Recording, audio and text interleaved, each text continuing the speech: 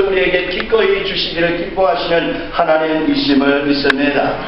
예수님은 하나님이 나의 아버지뿐만 아니라 우리 아버지가 되심을 우리에게 가르쳐 주시기 위해 이 땅에 오셨습니다. 그렇기 때문에 하나님은 너와 나의 아버지요, 우리 모두의 아버지가 되십니다. 우리 모두가 하나님의 자녀인 것입니다. 여러분, 우리가 사도신경을 예배에 앞서 고백하지 않습니까? 그런데 그 첫 번째가 전능하사 천지를 만드신 하나님 아버지를 믿사오며, 무슨 말입니까? 교회는 하나님을 아버지로 부르는 하나님의 자녀들이 모인 공동체입니다. 교회는 하나님을 아버지로 믿는 믿음의 공동체입니다.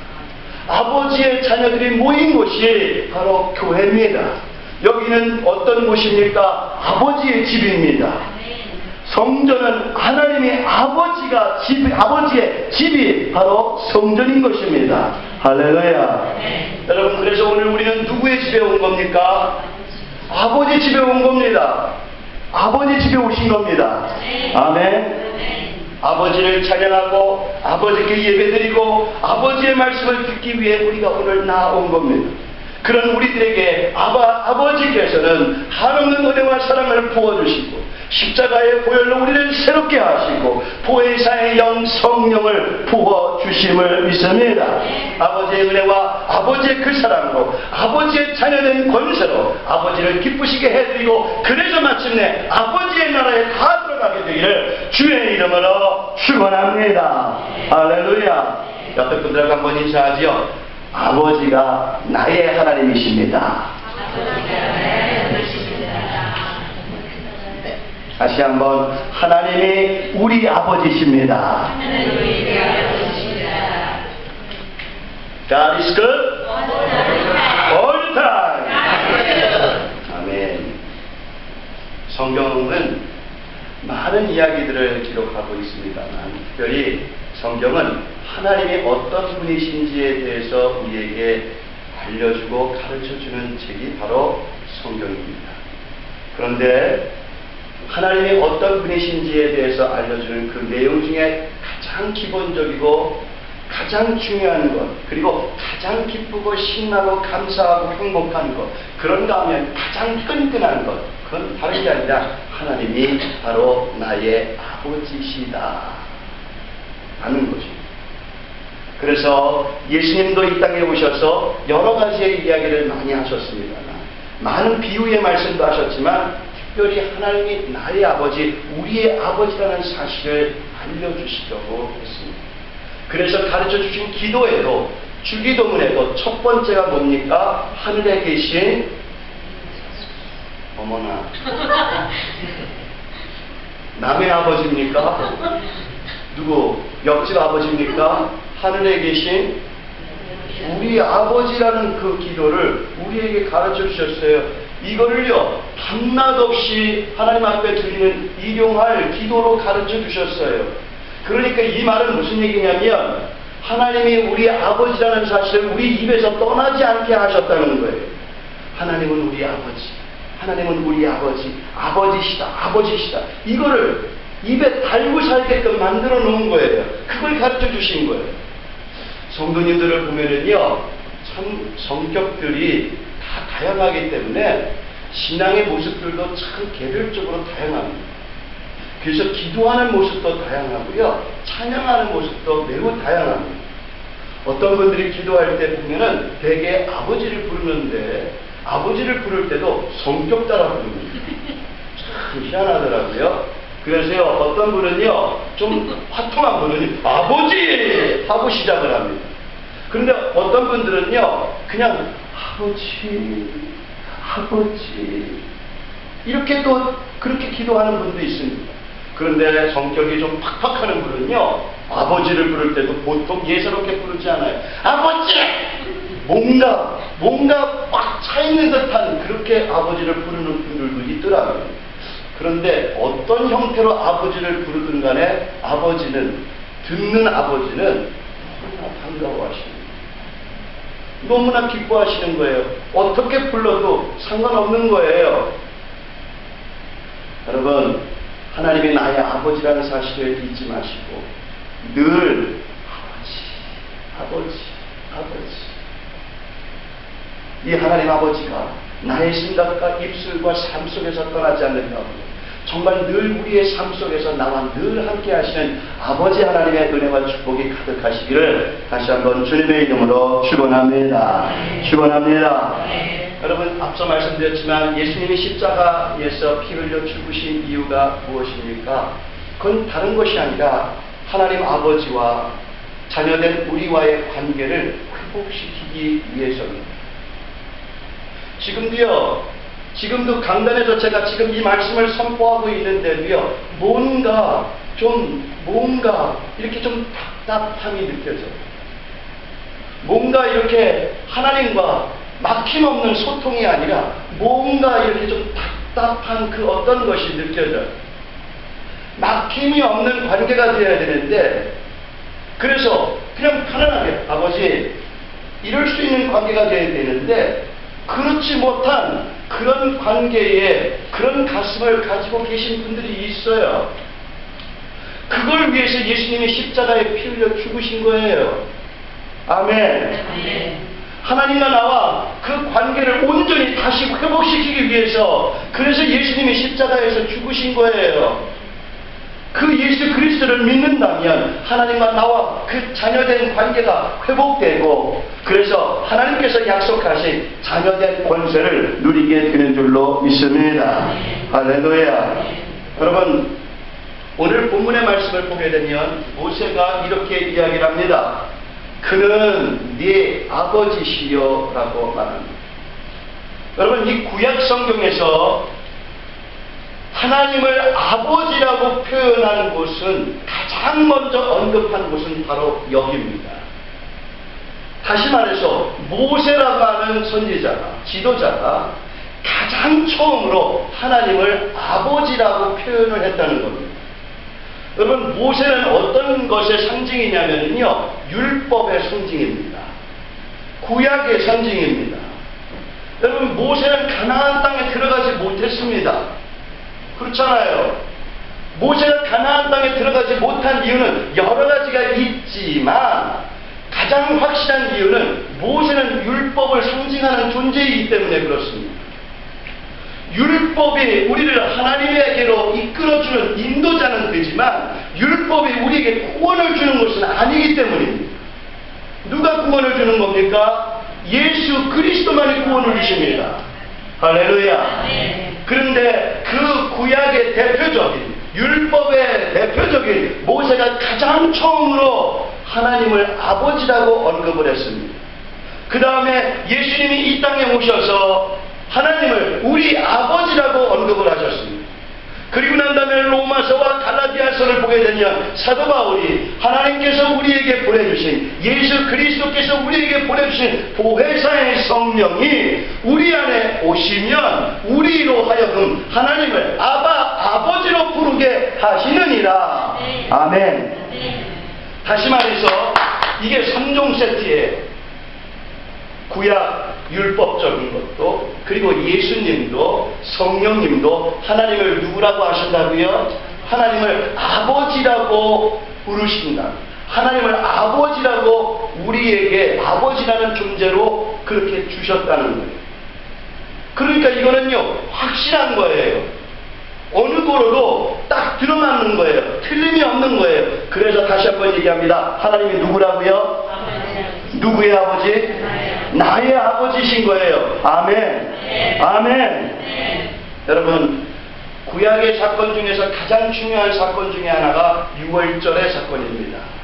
유월절 어린 양의 사건입니다.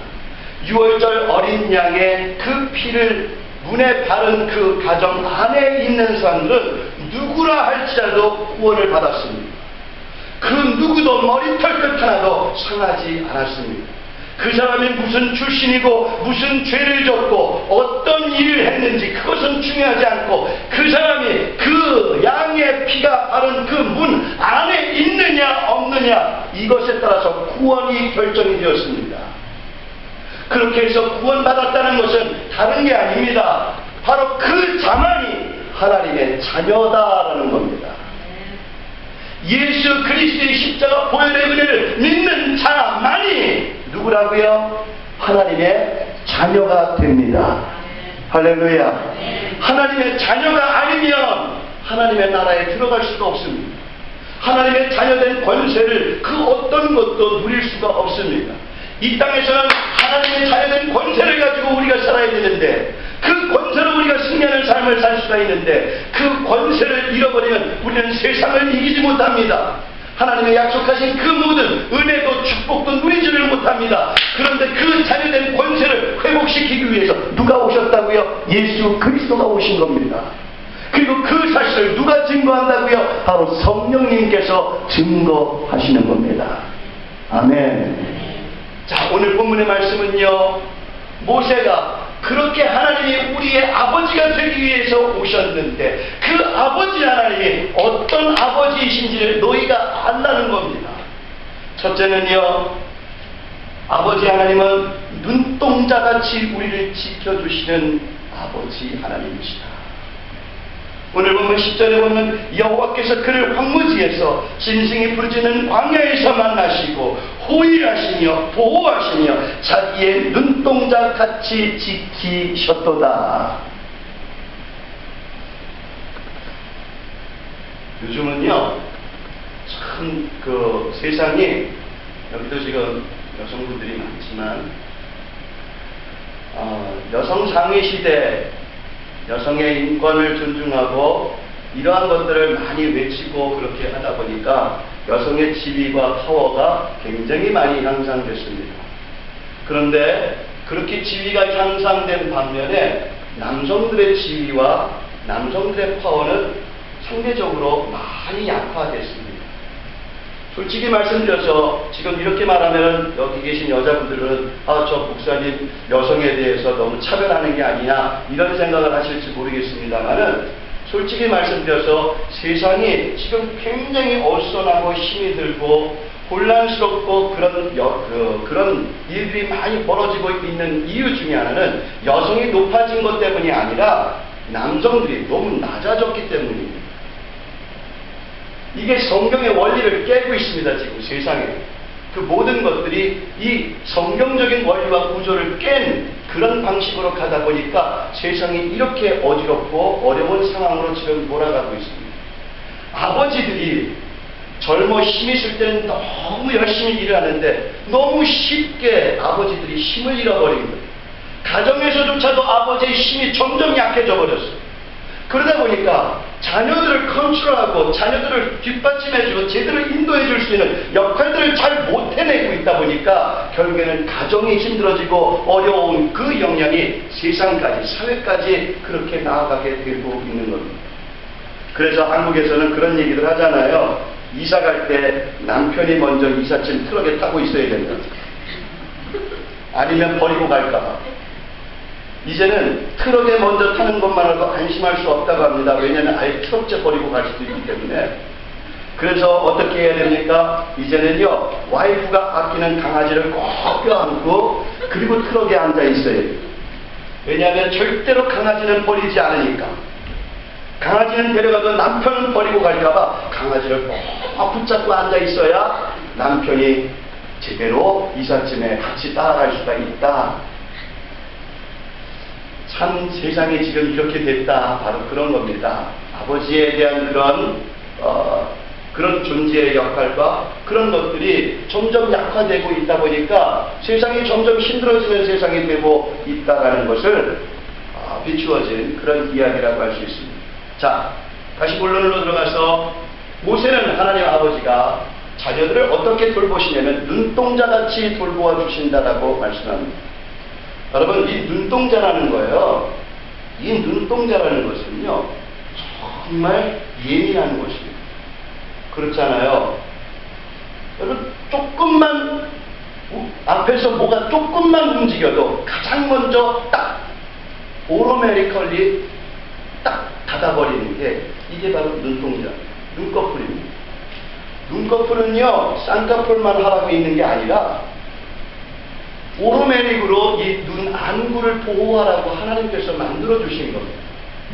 하나님이 이 눈을 얼마나 중요하게 여기셨냐면 귀도 이렇게 만드신 이유가 안경을 끼는 사람들을 위해서 걸어주라고 이렇게 귀도 아주 자연스럽게 이렇게 만들어 주신 게 아닌가 그런 생각을 해보게 됩니다. 그만큼 눈이 중요하다는 거죠. 그만큼 눈은 보호를 필요한데 그냥 무시로 자동적으로 자연적으로 보호를 완벽하게 해 주어야 되는 것이 바로 이 눈이라는 거죠. 그런데 하나님이 하나님의 자녀들을 바로 이렇게 눈동자같이 보호하신다는 거예요. 무시로 가장 완벽하게 가장 민감하게 가장 확실하게 그렇게 보호를 하시는 하나님 아버지이심을 믿습니다. 할렐루야. 여러분 과거에도 현재에도 미래에도 아버지 하나님은 자녀된 우리를 그렇게 보호하셨습니다. 그렇게 보호하시고 있고 그렇게 보호하실 겁니다. 그 은혜를 감사하고 그 은혜로 담대하게 믿음으로 승리하면서 살아가는 그런 여러분이 다 될 수 있기를 주의 이름으로 축원합니다. 두 번째는 하나님은 하나님의 자녀를 어떻게 보호하시냐면요, 독수리 새끼같이 안아서 인도하여 주시고 보호하신다라고 그렇게 말씀합니다. 말씀에도 나타나지만 독수리가 새끼를 보호하는 방법은 조금 컸다 싶으면 일부러 보금자리를 흩어버립니다. 자기가 정성껏 아무리 만들어진 그 보금자리라고 할지라도 어미 독수리가 그 보금자리를 사정없이 흩어버려서 그래서 결국에는 보금자리 안에 있는 새끼 독수리가 떨어지게 만듭니다. 그냥 무차별적으로 공격하는 거예요. 예고하는 일도 없었던 거예요. 그냥 때가 됐다 싶으면 그렇게 보금자리를 사정없이 흩어버리는 거예요. 그러면 독수리 새끼는 그냥 바닥으로 떨어지게 됩니다. 아마 새끼는 그랬을 거예요. 아 이게 무슨 일이야? 야 이거 나 죽겠네. 아 저분은 엄마도 아닌가벼. 막 그러면서 떨어졌을지도 모르겠어요. 그런데 그 자식의 그 상황과 그 모든 건 상관없이 무조건 어미 독수리는 떨어뜨려 버린단 말이죠. 그래서 살겠다고 파닥파닥거리고 애를 쓰고 막 몸부림을 치고 있는 그 순간에 이제는 나 죽었구나 하고 눈을 떠보면 엄마의 등 위에 얹혀져 있더라. 나 죽었네. 그런데 알고 봤더니 엄마의 등 위에서 살아 때로는 우리가 살아가면서도 참 예상치 못한 어려운 일로 인해서 힘든 시간을 보낼 때도 많습니다. 자신했는데 이것쯤은 이 정도는 했는데도 어느 순간에 그것조차도 제대로 하지 못하고 어려운 일을 겪을 때도 있더라는 거죠. 솔직히 안 그렇습니까 여러분? 가정에서 내 배로 낳은 자식인데도 내 배로 낳은 자식도 내 마음대로 안 될 때 많잖아요. 믿고 있었던 그런 관계였는데 틀림없다라고 생각했는데 그것조차도 아닐 때가 많잖아요. 내가 컨트롤할 수 있다라고 생각했는데 그것조차도 안 될 때가 너무 많잖아요. 그런데 그런 모든 일들 그 문제들을 끊임없이 우리가 갖게 되고 고통을 받게 되는데 그래서 그걸로 인해서 우리가 얼마나 실망을 할 때가 많습니다. 모든 게 다 끝난 것 같습니다. 그런데 어느 날 어느 순간에 보니까 내가 하나님 등에 얹혀져 있더란 말이지요. 어느 순간에 보니까 나도 모르게 하나님 등에 얹힌 채로 내가 살아가고 있더란 말이지요.